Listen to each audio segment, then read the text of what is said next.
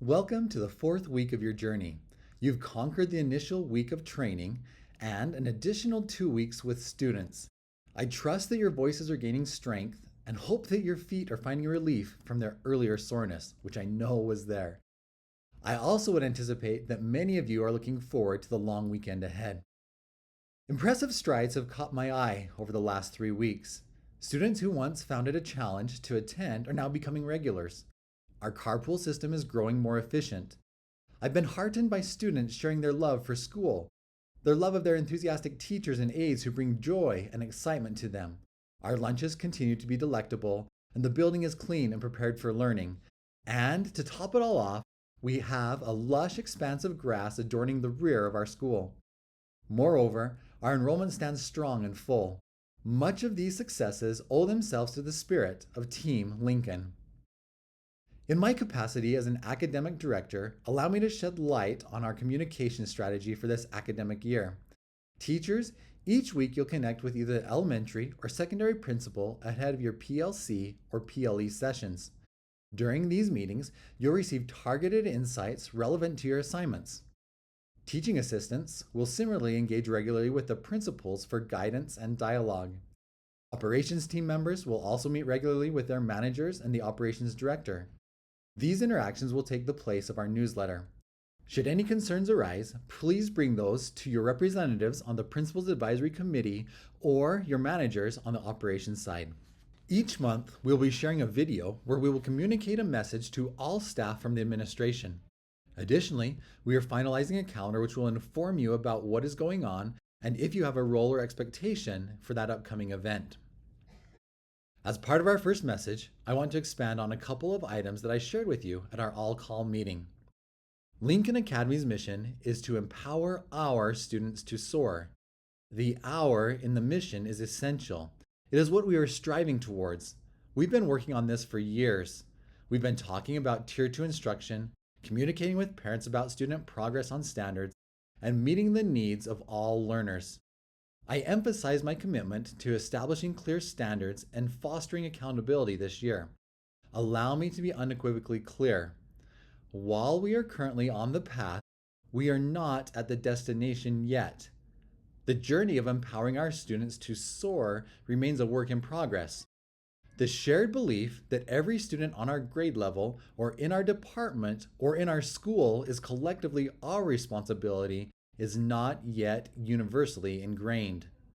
The affection and commitment for kids within our class is very evident, and the broader scope of empowering each student necessitates further action. I've heard phrases in the past at both the elementary and secondary levels that are not supportive of the mission of empowering our students to soar. Phrases such as, "I got all of my kids there, except the SPED ones." "This student just really doesn't get my subject."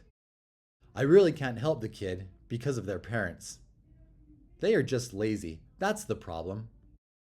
"It isn't fair if we let this one student do something different than the rest." "SPED students aren't my students.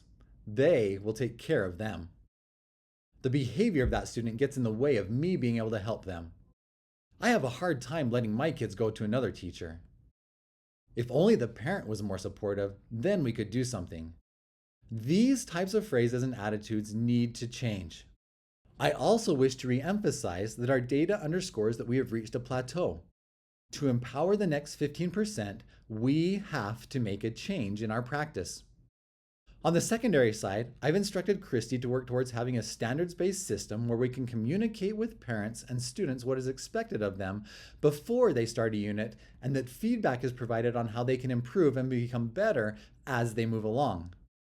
Rubrics and regular communication are essential to empower our students. It is expected that all secondary teachers participate in the process of rubric creation, use, and communication. On the elementary front, as an administrator, I've aimed to gently introduce best practices, allocate time and resources for Tier 2 instruction and support, and offer guidance. While one grade ardently embraced the prescribed model and achieved remarkable progress, I have been told lots of times by other grades why it won't work, but haven't seen consistent effort and problem solving to overcome these barriers in an attempt to make it work. I didn't have the time and sometimes the courage to require compliance. and certainly didn't have the time to support the process. As Kelsey joined our team, I tasked her with being the leader who further moves us to implementing mastery time with greater fidelity. Again, while we may have attempted this model in the past, we have not done so with consistency across grades or consistency across time. Therefore, we have not been able to determine the benefits of this Tier 2 instruction model for us as a school if we have not implemented the process with fidelity, clearly stating, the expectation is that grades are to be giving regular common assessments and using the data to provide interventions and extensions to all students. This process will often require teachers and aides to work in conjunction with Title I and specialty teachers to instruct students that are not assigned to their class but are our Lincoln students. Your effort to support this school initiative will be part of your evaluation.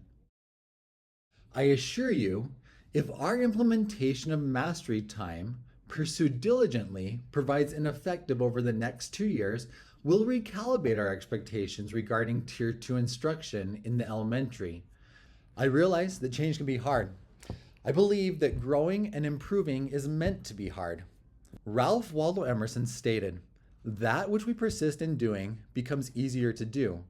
Not that the nature of the thing has changed, but that our power to do has increased." To serve and help the next 15% and empower our students, we must persist together as Team Lincoln. Our namesake said, "A house divided against itself cannot stand." Now is the time for Team Lincoln to stand together and unite and empower our students.